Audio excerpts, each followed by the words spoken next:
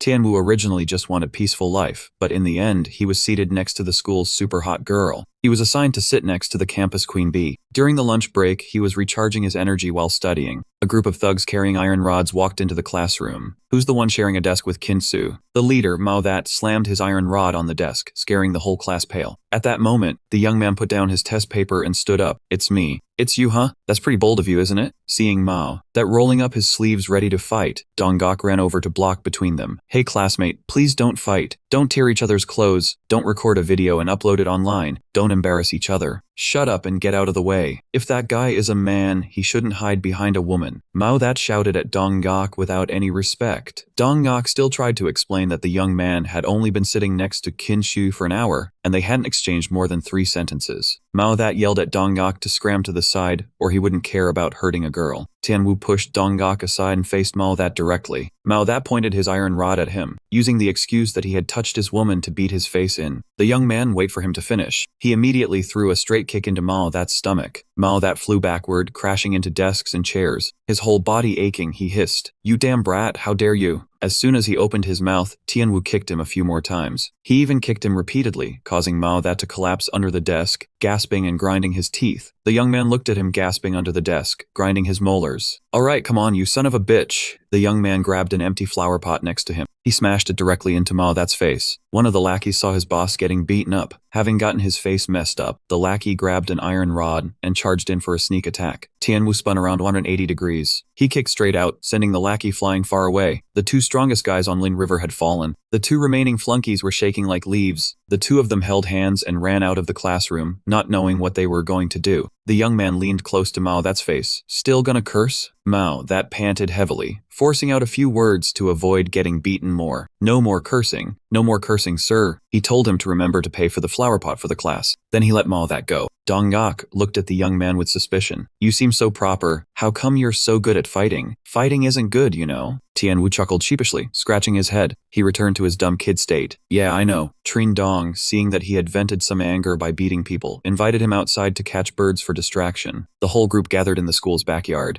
As the young man walked past, he noticed something off about the bird's nest. There was something wrong with the bird's nest. A fountain pen was being hit by sunlight, reflecting a metallic glint. So he took the pen. Maybe the mother bird thought it was a large bug and carried it back for the chicks to eat. Looking at the pen case, he could already tell it was high-end, so the young man tried writing on his hand to see if it worked. Suddenly the pen glowed and then stabbed straight into his hand, spreading out like an electric shock. Tianwu screamed loudly and stood up in panic, but it seemed like no one in the class noticed the strange thing that had just happened. Donggok looked at Tianwu with concern, whispering, "What's wrong?" He rubbed the back of his hand, which had gone numb, telling himself it was just an illusion, and replied, "No, nothing." In the last English period, the teacher announced he would be transferring soon and the class would get a beautiful new teacher, causing a stir. He also gave the class a small quiz to prepare for the upcoming second mock exam. Donggok passed the test paper down to him. Seeing the young man's pale face, the teacher asked with concern. The truth was he felt extremely confused, unsure whether what happened was real or an illusion. But faced with the sudden quiz, he had to focus intensely to avoid being distracted. Suddenly, a cold voice like an AI rang inside his head. System initializing, reading data. Data read successful. Host Tianwu has been bound. Binding info successful. Remaining 36% weak energy points. He held his head in confusion, wondering where the sound came from. Was it from that strange pen earlier? The teacher saw him holding his head with a pale face and came to check on him. "What's wrong, son? Can you continue with the test?" The young man gritted his teeth and endured, continuing his work. At that moment, the strange voice asked if he wanted to use the search function, costing 2 energy points per use. He was completely clueless about this thing, but figuring it wouldn't hurt to try, he silently agreed. Immediately, a giant black screen appeared before his eyes, along with floating notes like something from futuristic technology. The voice quickly analyzed and gave the answer C. He was suspicious, but still wrote down C on the test. The teacher stood nearby observing and was a bit surprised that as soon as he picked up his pen, he filled in the answer. "What were you just thinking about?" In the teacher's eyes, the young man had always been hardworking but not very good. Now it seemed things had finally paid off, hadn't they? "Do a good job on the test." The teacher put his hands in his pockets and cheerfully walked elsewhere. In just 5 minutes, he had finished the entire multiple-choice section. Thanks to the system, he picked all the correct answers. The next part was writing an essay. The system in his head analyzed the prompt. Write about friendship, best to focus on unity. It also offered 4 different approaches for him to choose from. As soon as he picked one, he wrote nonstop, with poetic prose flowing full of emotion. The bell signaling the end of the test time finally rang.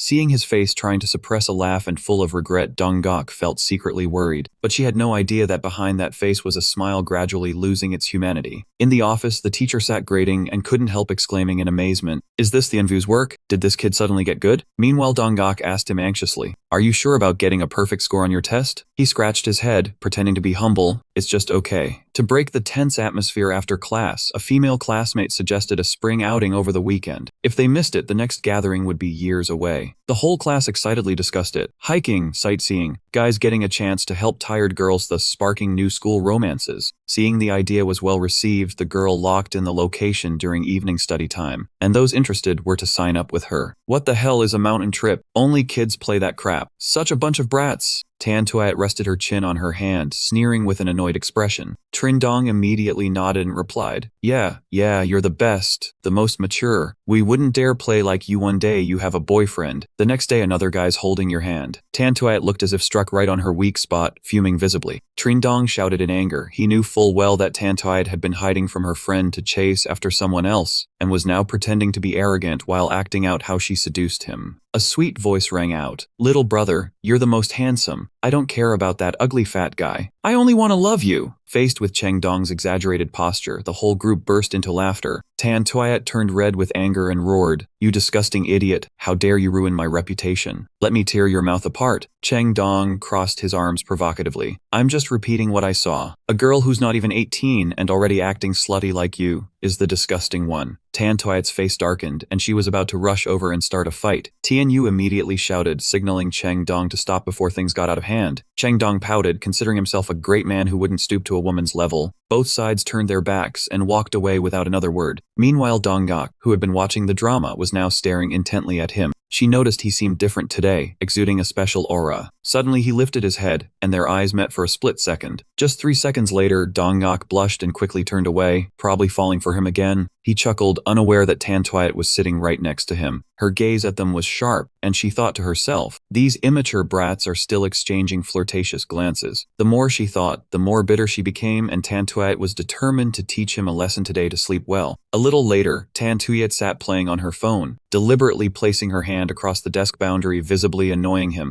This morning she wouldn't even let him touch the boundary, yet now she was blatantly crossing over. Tan Tuayat watched him fume helplessly and smugly cursed, "Idiot. If I lose this round, I'll set another trap. Even if he's as still as a stagnant pond, I'll stir him up." During the class, everyone was focused on working on their presentations. Then Tan Tuayat suddenly threw her pen so it fell over to his side. He thought she had some clever trick, but it turned out to be just a petty scheme. She turned to show off her figure, deliberately trying to distract him. He almost had a nosebleed from looking, and in his mind he still cursed, "What the hell is this chick up to?" Tan Tuayat seemed to read the greedy thoughts on his face. She didn't believe any guy could be indifferent to her body. Suddenly, Tan Tuayat placed her hand on his thigh and leaned down. The extremely suggestive posture almost gave him a heart attack. He held his breath, trying to restrain his little brother. Unable to take it anymore, he yelled, "You, let go, you're holding the wrong leg." Suddenly, the system announced, unable to collect regenerative energy. He was bewildered. What the fuck is it talking about? Tan Tuayat noticed he was gripping her hand tightly, thinking she had achieved her goal, and sneered, "First, can you take your hand off me?" He raised both hands as if surrendering, and the warning sound disappeared. With the intelligence of a 5th grader, he bet the system only warned him whenever he touched a girl's body. So he tried again, placing his hand on Tan Tuayat's shoulder to pat her, saying, "Sit up, let me help." Tan Tuayat seemed surprised but was still happy to let him pick it up. This time the warning sound didn't appear when he touched Tan Tuayat, proving that repeated contact with the same person didn't collect energy, meaning he needed to touch different girls. He suddenly had an idea. As long as he had enough energy, that sound would help him with his assignments, just like in the recent English test. At this rate, he'd get into a polytechnic school in no time, but the method to collect energy was physical contact with girls. As for that part, he didn't find it a hardship, he only found it enjoyable. He looked around for a target, just a light touch would do. The moment he thought that, he grabbed his head and cursed himself as a pervert, ready to target girls for the sake of studying. Tan Tuayat saw his grimacing face and turned to ask, "What's wrong, haven't you seen enough?" Feeling embarrassed, he shouted, "What the hell am I looking at? I didn't see anything." Tan Tuyet smirked. Then why are you blushing for no reason? His blood pressure spiked, and he changed the subject. Just listen to the lecture. No one likes a dumb student. As soon as class ended, sure enough, Chang Dong ran over to interrogate him. What was that she-devil doing on top of you just now? Was she tying your shoelaces? Before he could react, Dong Gok spun around with a dark face, looking like she wanted to take care of both of them. He frantically tried to explain. What nonsense are you talking? There's no way she was on top of me. She just bent down to pick up a pen. Dong Gok turned to confront Trin Dong, saying that if Thien Vu turned out spoiled, it was definitely because he taught him wrong. Trin Dong protested his innocence, claiming that Thien Vu looked like a cool CEO on the outside, but inside his heart was burning, and no one knew what dirty thoughts he was having. Dong Gok immediately jumped to his defense, saying that at least he wasn't like you, who every time you see Tan Toyet just wants to grope her, and deserves to be bullied. Trin Dong chuckled, noticing that Dong Gok kept mentioning Thien Vu with every sentence. After 2 sentences, he came closer and patted her shoulder, asking if she already liked Thien Vu. The question stirred feelings in both of them, making their hearts flutter. Thien Vu also blushed without even realizing it. Dong Gok sprang up and ran out of the classroom. Covering her face with both hands to hide her tears, she muttered, "What does it have to do with him? A dog's mouth can't grow elephant tusks." Trin Dong didn't see anyone forcing anything. He just turned around and gave Thien Vu a thumbs up, praising him as the absolute peak. "Spill it now. Did you get some miracle drug that makes girls like you? Hand it over and let me see." The two of them wrestled back and forth, and an outsider would have thought they were building a chair.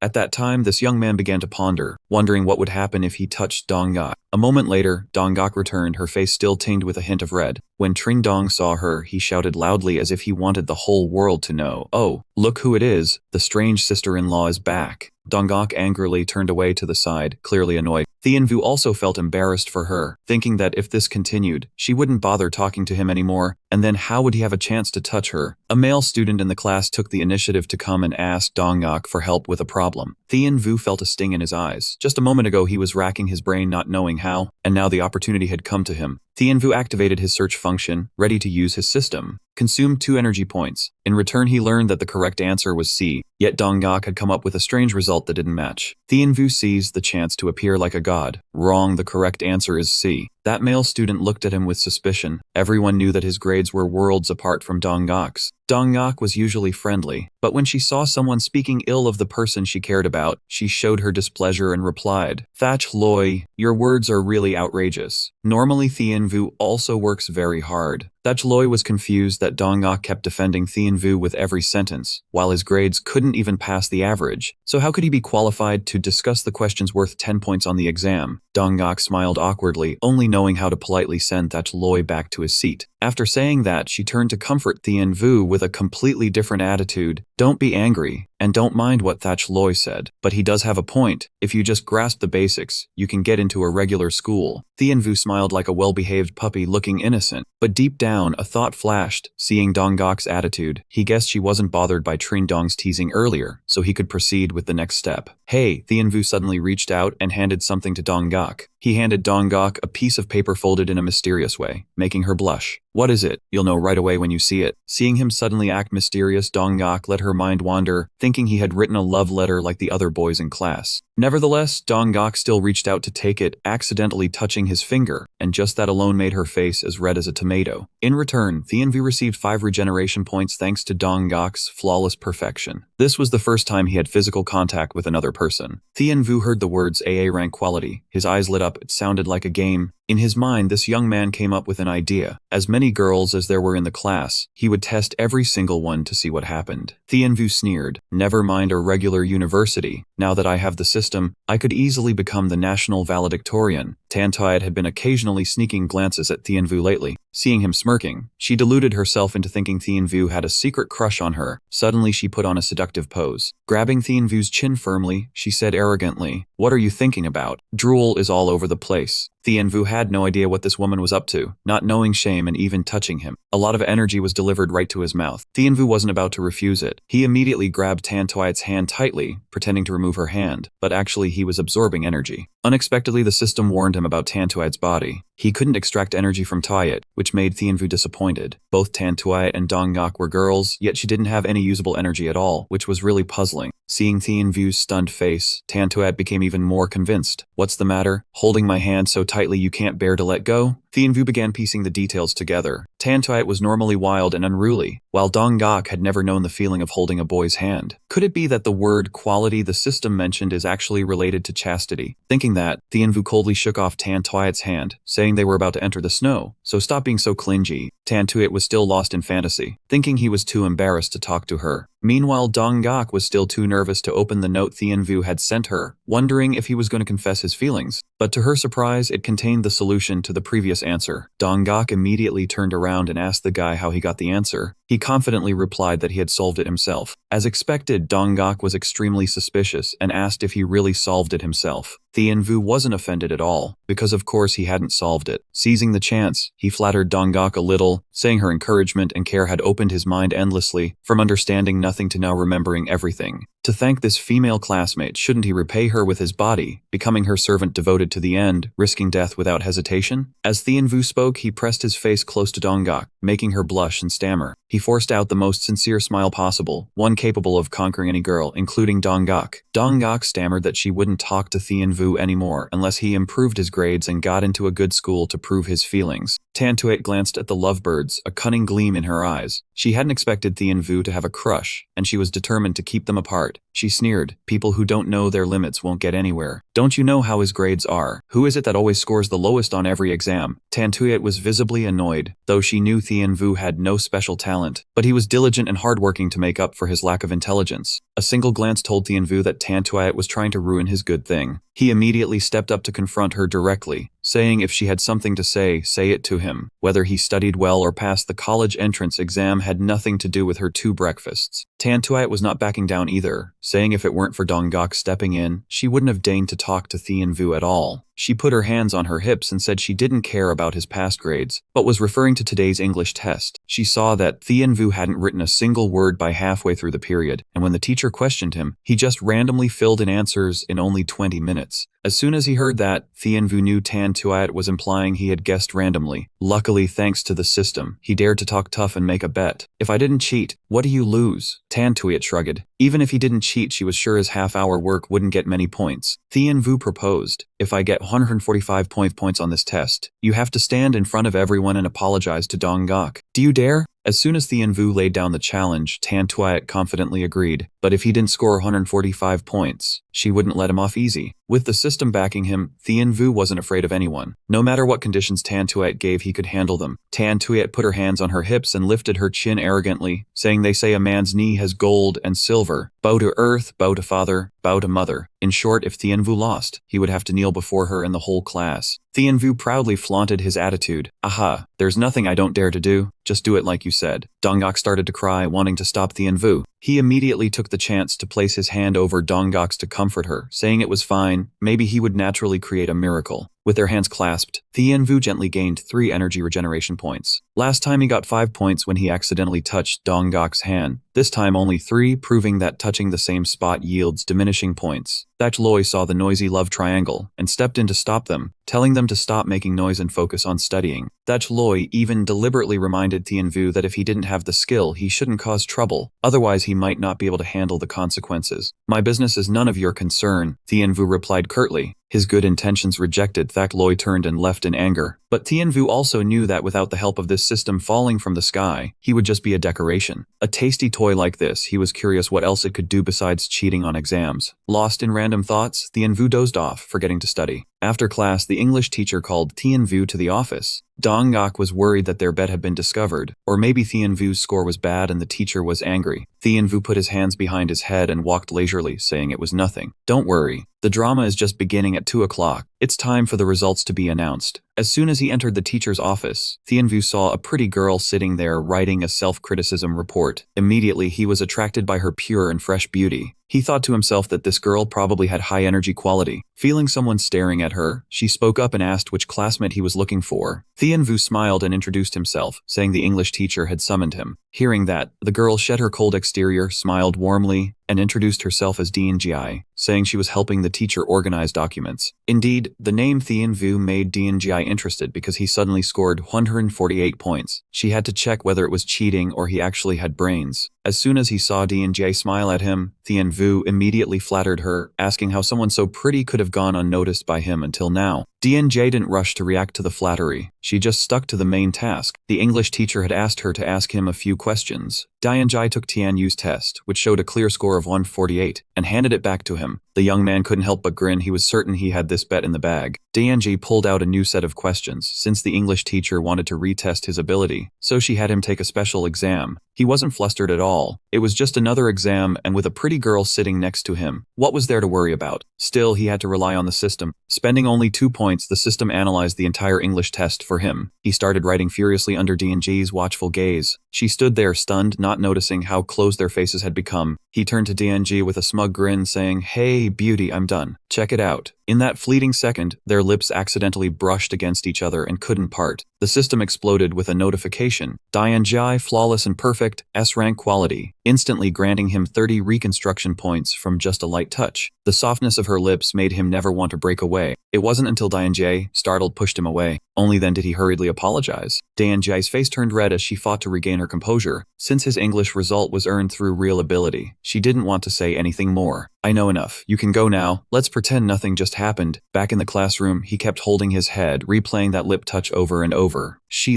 glanced over with a smug look, assuming from his expression that he must have gotten scolded by the teacher. Dongyu asked him worriedly how things went, because if the teacher found out about their bet, they'd all be screwed. He jolted and said the teacher wasn't in the office, and there was no way he could tell Dongyu about running into Dianji. But Dongyu pressed further. The teacher wasn't in the office. Then why'd you just get back to class? He shrugged and said he did so well on the test this time that the teacher didn't believe him, so she got a classmate to test him again. Dongyu looked confused. If he really did well on the test, then maybe they'd win the bet after all. He signaled for silence and told Dongyu to keep it a secret, saying the results would come out tomorrow. The next day, Dianji walked into the classroom looking completely different and introduced herself as the new English teacher. All the boys were mesmerized by Dianji's appearance. No wonder the old teacher used to cheer them on to study hard. He held his breath, shocked that the person whose lips he touched yesterday was actually the new teacher, but he tried to stay calm. At first glance, she looked similar but not exactly the same. The distance between her eyebrows was quite different, though he couldn't pinpoint exactly how. Dianji returned the old teacher's tests. She had already reviewed them and had a general idea of each student's progress. "When I call your name, come up and get your paper." The top names were still Dongyu, Li Dan, and Liu Jing. Kinsu snickered because she didn't see his name on the list. "Everyone, if you have an extra cushion, bring it over for Tian Yu. He'll have to stand like that all summer." Dianji gestured for Kinsu to stay quiet as she was holding his test paper in her hand. This time he scored 148 points, the highest in the entire grade for this test. Kinsu was stunned. She slammed the desk and stood up, shouting, "Dianji, you're wrong. You're saying he got 148 points?" Dianji shrugged. Even though his past grades weren't outstanding, before school ended yesterday she had already given him an extra test in the office. That was a high-difficulty exam, and he still got 147 points, with the only mistakes being a few English words in the writing section. Kinsu's face froze. She never realized he had been hiding his skills all along.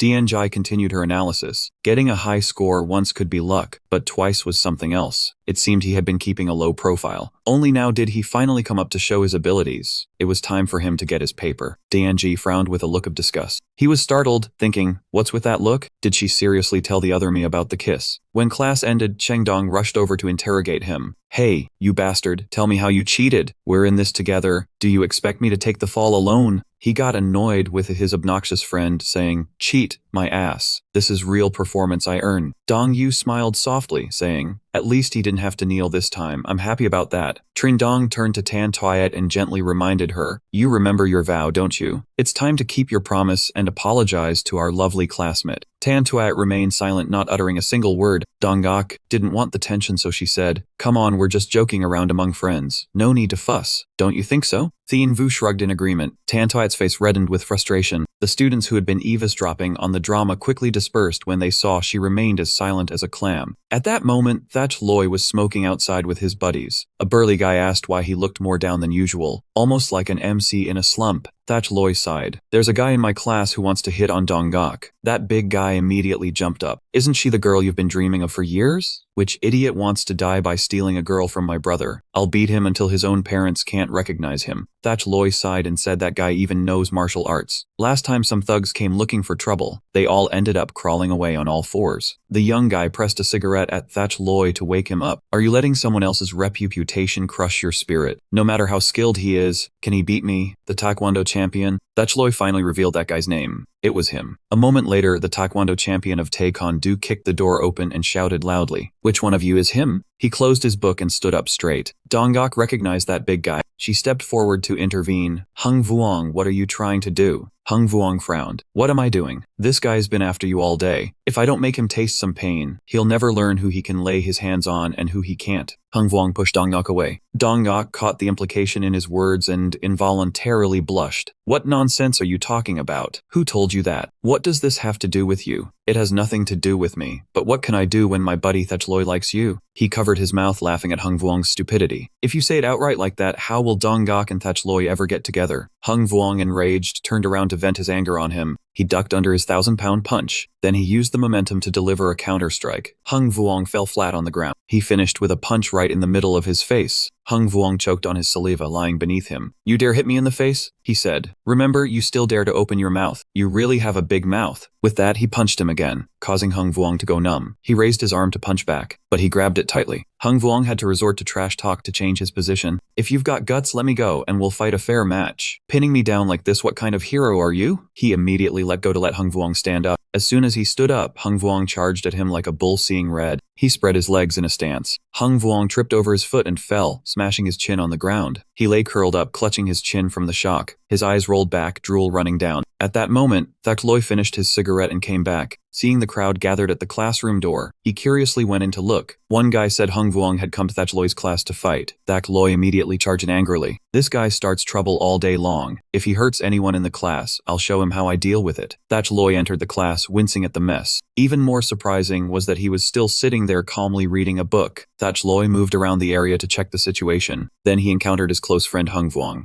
He was lying on the floor, muttering "Dad" under his breath. Thatch Loy quickly ran over to help Hung Vuong stand up. He stared directly and intently at Thien Vu. "You're too cruel. Why did you hit him so hard?" He laughed and said, "You are the villain and you dare call me cruel?" He grabbed Thatch Loy by the collar and warned, "If you don't want to die, don't mess with me. This is a lesson for you, so be sure to remember it well. If you ever cause trouble again, I promise you will end up worse than Hung Vuong." Thatch Loy's face darkened. He didn't dare move. He only dared to watch him turn and walk away. That day after school, Trin Dong put his arm around his shoulder. What a truly unforgettable day that turned out to be. Trin Dong was overjoyed because he finally saw his old generous, arrogant, and wild demeanor again. He calmly replied, "If they didn't really pick a fight with me, I wouldn't bother." His grandfather strictly forbade him from practicing martial arts, wanting him to focus entirely on passing the college entrance exam to restore the reputation of the Kai family. He arrived back at his home after the day's events. His older sister with blue hair, who was chatting with his parents, spoke up. "You are done with school now, little brother?" He brightened up and said, "Sister Thu Bin, when did you get back?" Thu Bin said she just came back today and was interning at the city TV station. He praised Thu Bin for being sensible and filial since childhood, with academic achievements that were unquestionable. Thu Bin blushed and said, "Hey, you, if you keep praising me, I will really start to like it." Then she turned toward him and asked a question. Seeing that he was about to take the college entrance exam, she took the initiative to offer to tutor him. He thanked Thu Bin and then excused himself to go to his room to do homework. In his room, he sat in front of the computer, feeling that everything was truly miraculous. He spent half the day researching the mysterious pen. Amazingly, it only pointed out some fantasy novels online, completely different from what happened to him. He suddenly saw a girl online with a pretty avatar named Fini, so he clicked on it. An electric shock suddenly ran through his entire body. The system asked him if he wanted to activate the link feature. Of course, he nodded his head to try out the new feature. To activate this feature, it costs 15 points. The duration for this feature is exactly 1 hour. As soon as it activated, his computer screen suddenly switched to Fini's screen. A flash of surprise glimmered in his eyes. Could the new ability possibly be to control other people's computers through the internet? On the screen, Fini was chatting with someone whose nickname was the handsomest guy. That guy demanded Fini send a photo, apparently wanting to have an adult chat with her. Who would have guessed that Fini sent a picture of some guy picking his nose online? He burst out laughing until his stomach hurt. Then he returned to a serious state and sat down to see if there was anything interesting. He successfully used the function to infiltrate all the websites. No matter how big the site was, he could obtain admin rights. It wasn't useful now, but he was sure it had great potential in the future. The next morning, when he arrived at class, his classmates looked at him with strange eyes, even a bit contemptuous. Tianwu suddenly realized that the stone bench had a faulty support on its underside. It seemed that he no longer dared to step foot into the classroom anymore after that. Inside the teacher's office, Tianjia handed teacher Zhang the test that Tianwu had just completed. His basic academic performance remained exactly the same as before without any improvement. She mentioned that this exam included an extra 20% of advanced 4th grade content as a challenge. Another teacher walked past, patting her shoulder and saying, "Congratulations, your class now has the best English student." During the literature class, teacher Zhang threw another surprise test at the students. The students exchanged bewildered glances, wondering how they could possibly finish a full set of questions in just half a period. Teacher Zhang ignored their complaints, simply telling them to make the most of every precious minute and answer as many as they could to gauge their knowledge. Tianwu carefully took the test paper into his hands the moment it was handed out. The system immediately activated, and 20 minutes later the teacher collected all the papers without warning. The students looked at each other in anxiety, having only managed to write about half a page each. Teacher Zhang explained that grades weren't the focus this time. It was merely a routine check of their daily comprehension. As he skimmed through the tests, his eyes lit up when he reached Tianwu's paper. "Even though time was tight and most of you didn't finish, our class still has someone who completed the entire exam." A buzz of whispers spread through the classroom as everyone wondered who it could be. Teacher Zhang slammed the desk and demanded absolute silence from the whole class. Then he began returning the papers so they could go over the answers together. But when it came to Tianwu's turn, no paper was handed back to him. Dong Yu guessed that the paper must have been mistakenly given to another group. "Alright, let's start reviewing the questions now," the teacher announced. Dong Yu immediately raised his hand and asked, "Sir, where is Tianwu's test?" Teacher Zhang held up Tianwu's paper and said, "The one who finished the entire set in such a short time is him." He focused on explaining the answers, planning to grade the mock exam afterward. When the period ended, Teacher Zhang graded Tianwu's test personally. Even if he scored the lowest possible, he would still have to get at least 140 points. Dong Yu ran over to Tianwu excitedly and said, "I can't believe how good you are. You've been faking it all along and fooled everyone." Kinsu looked visibly annoyed because now she had become the bottom of the class in place of Tianwu, and she snapped, "So what if you're smart? Are you afraid people will find out?" During the school dismissal time, Teacher Zhang was startled by an unexpected sight. How did people from the television station end up at our school like this? Two individuals sneaked into the school carrying a camera, whispering to each other, "We're definitely not letting this slide easily. A reporter must uphold justice." Inside the principal's office, a parent was interrogating the principal. "Principal Ding, my son was beaten into a vegetative state, yet the perpetrator is still freely attending classes. What are you going to do about it?" When the principal mentioned he would investigate, the woman protested and dragged the reporter in to demand justice. The person in charge of this broadcast was Xu Ping, and she took the issue of school violence very seriously. Seeing the camera start rolling, Principal Ding quickly motioned for them to stop. "We have the right to demand that you not film here," he said firmly. Xu Ping stepped forward to explain that they were cooperating with the parent to resolve the issue, not to escalate things, and if the principal disagreed, the footage would not be made public. The principal suppressed his anger and led the reporters to the office. He had no choice but to summon Tianwu to the office immediately. Xu Ping was stunned, never expecting that the person who had committed the assault was her own cousin. Tianwu was escorted by the homeroom teacher, who advised him to mentally prepare because Xiang Wang's mother was waiting, and his own father had already been notified. Tianwu stepped into the principal's office. He came face to face with Xu Ping at that very moment. Xu Ping wept uncontrollably, her tears flowing as if she had none left to cry. She had just taken her first assignment at the TV station today, covering a news interview, and never imagined the subject would be Tianwu. Xiang Wang's mother turned aggressively toward Xu Ping and demanded, "Do you know this murderer?" Xu Ping replied, He is my younger brother." Upon hearing that, Xiang Wang's mother screamed loudly, cursing the TV station for sending Xu Ping to conduct the interview. She then turned back to the issue, demanding that the principal give her a proper answer. Tianwu asked directly, "What answer do you want from me?" Xiang Wang's mother kept going on and on about the same things. In reality, the main goal was simply to demand compensation. If Tianwu couldn't come up with 1 million yuan, he would be expelled immediately. Principal Ding asked the young man again with a serious expression, "Did you hit Heng Vuong?" Tianwu boldly admitted his actions. The principal gave him a choice again, either 1 million yuan in compensation or be expelled. Lu Bin stepped forward to vehemently oppose this decision. She argued that the college entrance exam was coming up, and if he got expelled, his future would be as good as over. Besides, his family wasn't that wealthy.